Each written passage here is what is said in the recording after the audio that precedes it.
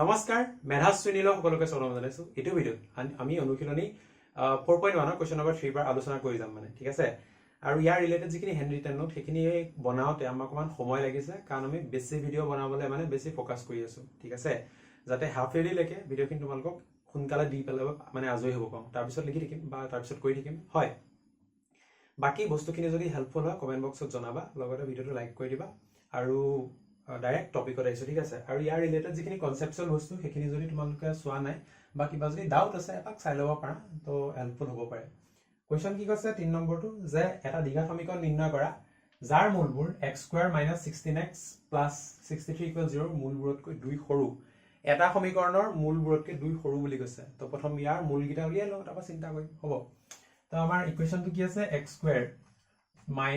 16x + 63 = 0 implies তো এটো কিমান 63 7 9 * 63 ন তো মিলাই চাওচোন 7x - 9x + 63 তোমালোকে ফেক্টৰাইজেশ্যন মেথড জানাই কৰিবলৈ হয় নাই এতিয়া ইয়াত কমন কি লম ডাইৰেক্ট লিখিছো দে x - 7 আৰু ইয়াত কমন কি লম x - 9 =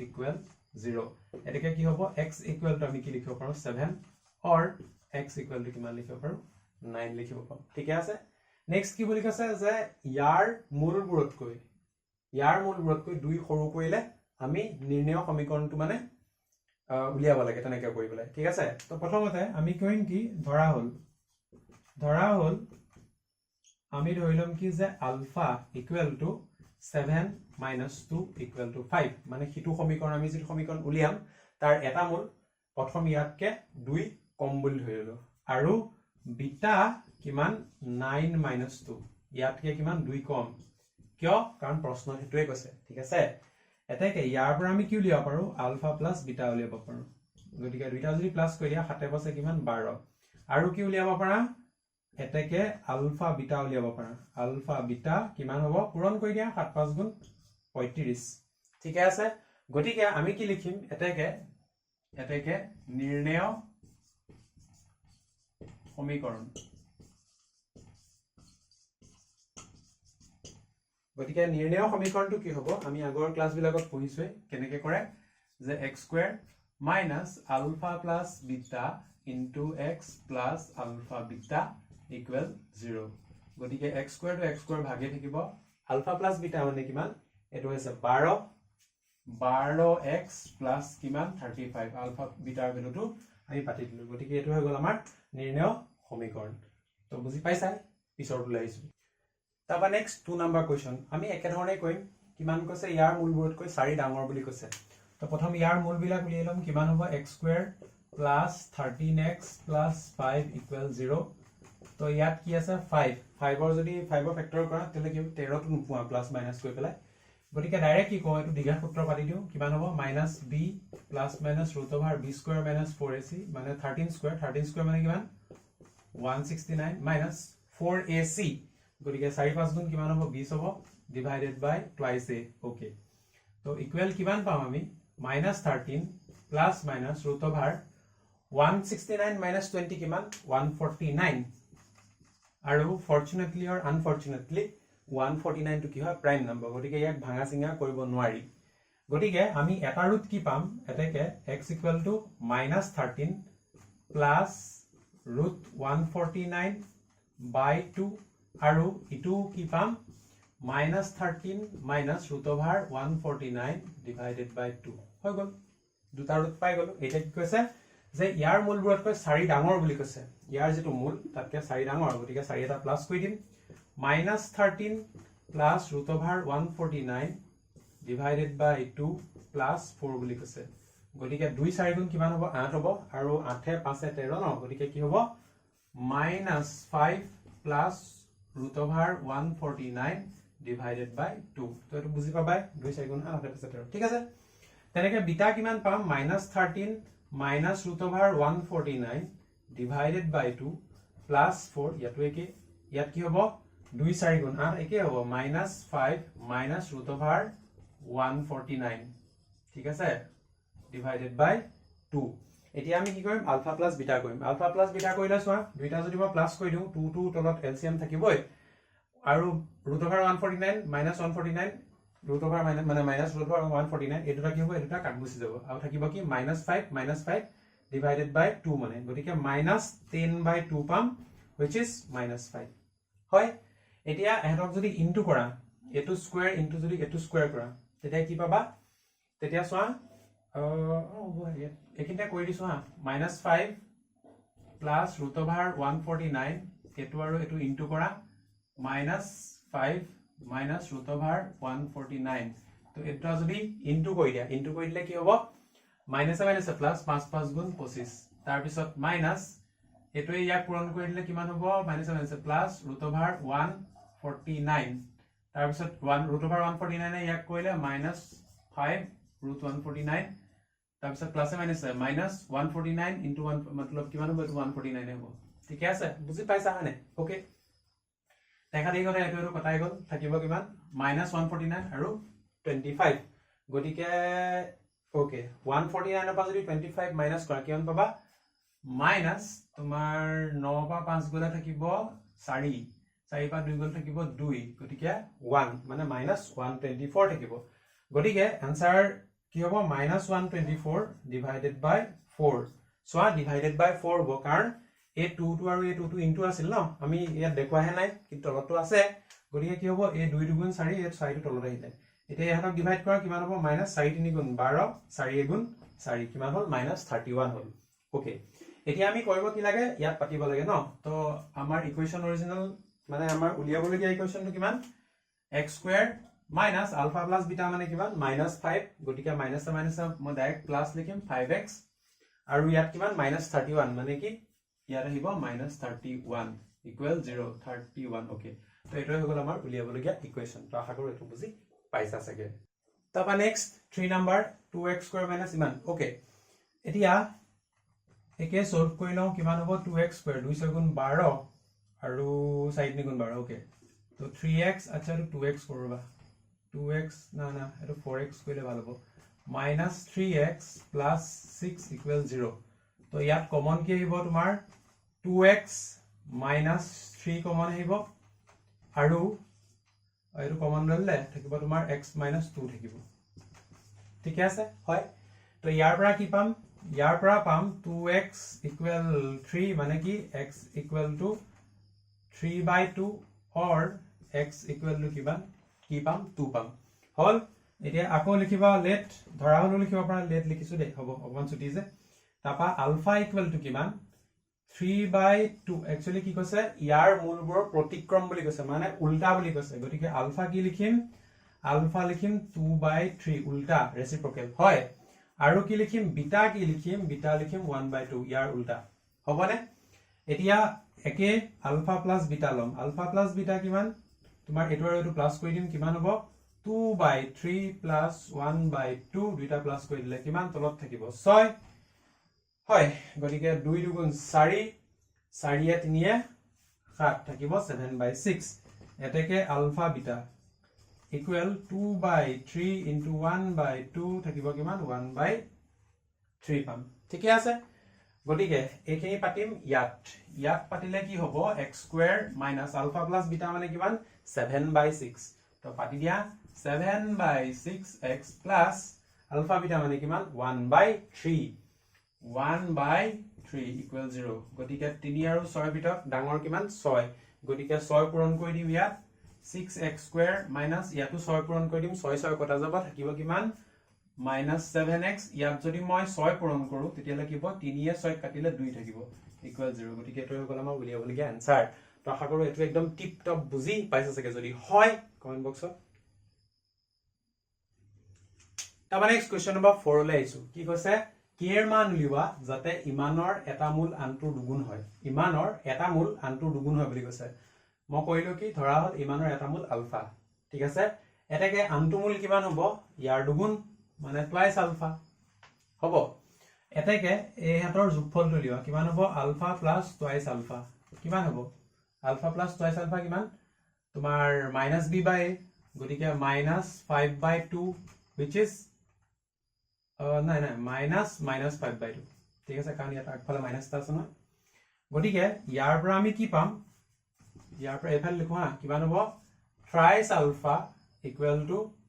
5/2 আৰু ইয়াৰ পৰা কি পাবা যে 2 3 গুণ একচুয়ালি 3 টু তললৈ যদি লৈ আহা আলফা ইকুয়াল টু কিমান হ'ব 5/3 গুণ 6 আলফা কিমান হ'ল 5/6 হ'ল ঠিক আছে ইয়াৰ পৰা এতেকে আৰু কি পাম আলফা বিটা কিমান হ'ব c/a মানে k/2 এতিয়া actually alpha beta নহয় ইয়াত alpha into twice alpha হ'ব কাৰণ beta টো আমাৰ twice alpha ন মানে second যেটো আমাৰ root আছে হেতুক আমি twice alpha মানে লৈছো ন ওকে তো ইয়াত লিখিবা 2 into alpha square equal to কি পাবা k/2 ওকে তাপা ইয়াত কৰিব কি আছে k/2 টো মই এটো সাইডে লিখো k/2 টো এটো সাইডে লিখিছো আৰু ইফালে 2 into এতিয়া alpha square মানে কিমান 5/6 whole square 5/6 whole square তো implies কিমান পাবা k/2 equal 2 পূৰণ 5 5 গুণ 25 6 6 গুণ 36 ঠিক আছে হয় তো implies ইয়াৰ পৰা কি পাবা যে k/2 থাককচোন ইফালে 2 আৰু 36 2 18 36 ন তো 18 পাৰ যাব ওপৰত থাকিব 25 ঠিক আছে একেলগে বুজি পাইছো তাৰ নেক্সট স্টেপত কি কৰিব পাৰা k এফালে 2 আছে 2 ফালে হৰণ ইফালে গলে কি হ'ব পূৰণ আৰু 2 এ 18 কাটিলে কিমান হ'ব 9 হ'ব গটিকে 25/9 গটিকে আমাৰ k এৰ উলিয়াবলগিয়া মানটো কিমান 25/9 তো আশা কৰো এটো টিপটপ বুজি পাইছা চাগে ঠিক আছে নেক্সট টু লাইছো তাপা 2 নাম্বাৰটো ইয়াত কৈছে এটো এটা সমীকৰণ ইমানৰ উমৈহতীয়া মূল এটা থাকে মানে এটা উমৈহতীয়া মূল আছে গটিকে যদি মই কি কৰিলো হেতৰ যেটো উমৈহতীয়া মূল হেতুক আলফা বুলি ধৰিলো ধৰা হল উমৈহতীয়া মূলটো হল আলফা যদি এটা উমৈহতীয়া মূল আছে মানে তাৰ যদি ৰুট আছে তেতিয়ালে কি হ'ব এই আলফাই ইয়াক আৰু ইয়াক দুইটাকে স্যাটিসফাই কৰিব হয় তো এটাকে কি লিখিব পাৰা x ৰ জায়গাত আমি লিখিম কিমান 2k - 5 into alpha square minus 4 alpha minus 15 equal 0 এটো ইকুয়েশন 1 তেনেকে কি লিখিম 3k minus 8 alpha square minus 5 alpha minus 21 equal 0 এটো হৈ গল তোমাৰ ইকুয়েশন 2 ঠিক আছে বুজি পাইছো হয় এতিয়া আমি কি কৰিম এতিয়া আমাৰ যেটো ক্ৰস মাল্টিপ্লিকেশন যেটো মেথড হেতু এপ্লাই কৰিম আৰু হেমতে আমি বহাই যাম ঠিক আছে তো সবচে প্ৰথমতে কি হ'ব सबसे प्रथमत আহিব আলফা স্কয়াৰ তাৰ পৰা কি আহে আলফা আহে তাৰ পিছত কি আহে 1 আহে হ'ব এতিয়া মই বহাই যাও প্ৰথমতে কি লিখিম আলফা স্কয়াৰ লিখিম এফালে এখিনতে লিখিছো গুড ওকে প্ৰথমতে আছে 2 অকল আলফা মানে আলফা স্কয়াৰৰ কোএফিशिएंट কিটা লিখিম কিমান 2k - 5 divided by 3k - 8 next কি লিখিম তোমাৰ আলফা লিখিম কিমান আছে -4 আলফা মানে -4 আৰু -5 তাৰ পিছত কি লিখিম 1 ৰ কোএফিशिएंट মানে কি আৰু 1 ৰ হয় না কিমান হ'ব -15 -21 -15 -21 আৰু আকৌ কি লিখিম আলফা স্কয়াৰৰ যিটা কোএফিशिएंट কিটা আকৌ লিখিম আলফা স্কয়াৰৰ কিমান 2k - 5 আৰু 3k - 8 একবাৰ সাইনৰ হ'ব ওলাইছে নাই যেনতে ওলাইছে হ'ব বুজি পাবা আৰু 3k - 8 অকন ঠিক কৰি দিম এটো এখিনি লিখিছো 3k - 8 মিলিছে নাই জানো হা মিলিছে ঠিক আছে ওকে এতিয়া সোৱা দে এ লিখাটো কোনবা মানে বেলেগ ধৰণে লিখে মই এনেকে লিখি আইছো আজিলৈকে মই এনেকে লিখো তো কথাটো এনেকুৱা কোনোবাই কি হয় এই আলফাটো আগত লিখে এফালে লিখি পেলাই প্ৰথম পা কৰি যায় হেতু তোমালকে নিজৰ মতে কৰা যেটো তুমি সুবিধা পোৱা তোমালকে জনেকে শিকিছা হেমতে কৰা ইয়াত এনেকে মই কৰা নিচিনা কৰিব লাগিব বুলি একো কথা নাই কাৰণ আলটিমেট ৰিজাল্টটো একে ওলাই হয় তো মই মতে কৰো তুমি তোমাৰ মতে কৰিবা ঠিক আছে বুজি পালটো ভাল কথা তো আমি মই যেটো মেথডত কৰিম হেতুত কি হয় ইয়াত মাজৰ গিটা আগত কৰে এটো আগত ইনটু কৰে তাৰ পিছত এটো ইনটু কৰে হ'ব আলফাটো কাম আগত মানে এটো আগত ধৰে এটো নম্বৰ 1 ত আহে মানে ঠিক আছে বাৰু গৰিকা -4 into -21 কিমান হ'ব 4 গুণ 4 4 দুগুণ 8 মাইনাস মাইনাস প্লাস তাবা মাজত কি আহিব মাজত এটা সাইন আহিব তোমাৰ নেগেটিভ সাইন আহিব ঠিক আছে গৰিকা এটা ধ্যান ৰাখিবা ওপৰত আলফা স্কয়াৰ থাকিব কিন্তু পূৰণ কি হয় এই দুটা হয় হ'ব মানে ইয়াত আগত কৰো মানে ওকে তাবা এটো মাইনাস এটো ফৰ্মুলা মাইনাস নেক্সট এটো আৰু এটো পূৰণ কৰিম মাইনাস প্লাস 5 15 কিমান 75 ঠিক আছে এটা পূৰণ হৈ গল মানে ঠিক আছে সেকেন্ড স্টেপত আমি ইয়াত আহো হ'ব তো -15 into 3k - 8 গটিকে মাইনাস লিখিম ডাইৰেক্ট লিখিছো হা মাইনাস 3 15 কিমান 45k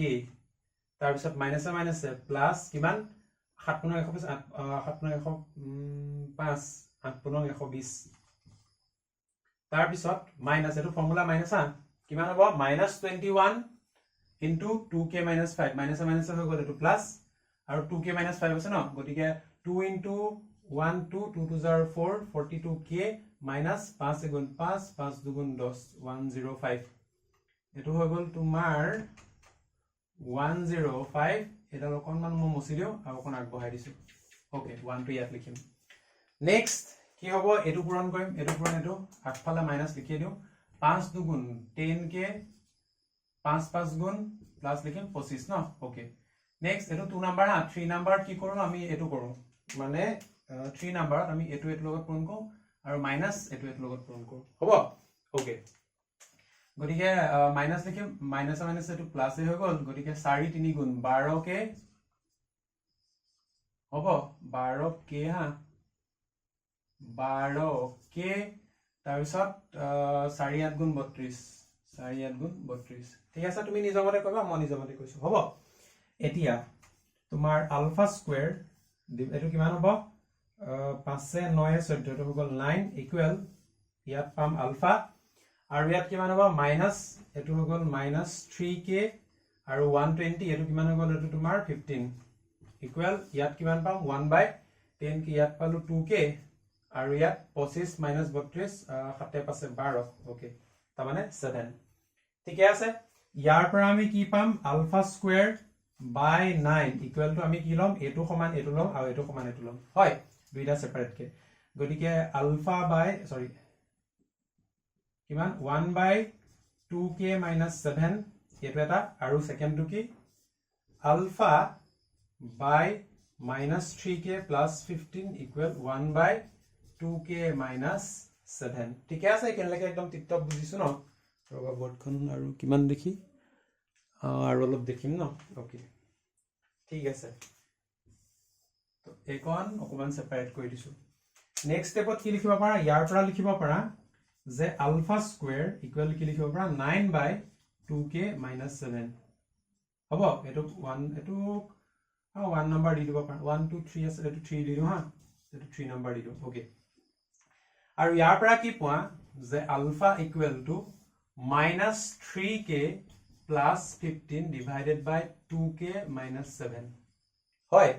এতিয়া সো ইকুৱেশন আমি কি পালো আলফা ভ্যালু পাই গলো এতিয়া আলফা স্কয়াৰত পাতিম মানে আলফা স্কয়াৰৰ জায়গাত এই আলফা ভ্যালুটো পাতিম তো therefore 3 implies 3 পৰা কি কৰিব পৰা আলফা স্কয়াৰ মানে কিমান -3k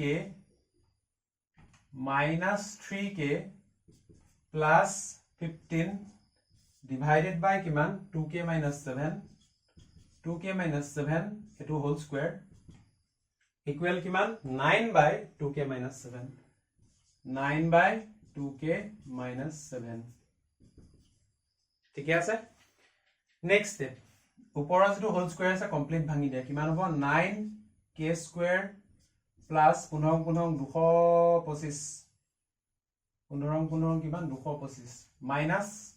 প্লাস মাইনাস আহিব কিমান 2 3 গুণ 6 6 15 90 90k divided by 2k - 7 into 2k - 7 ইয়াত চোৱা আমি 2k - 7 টো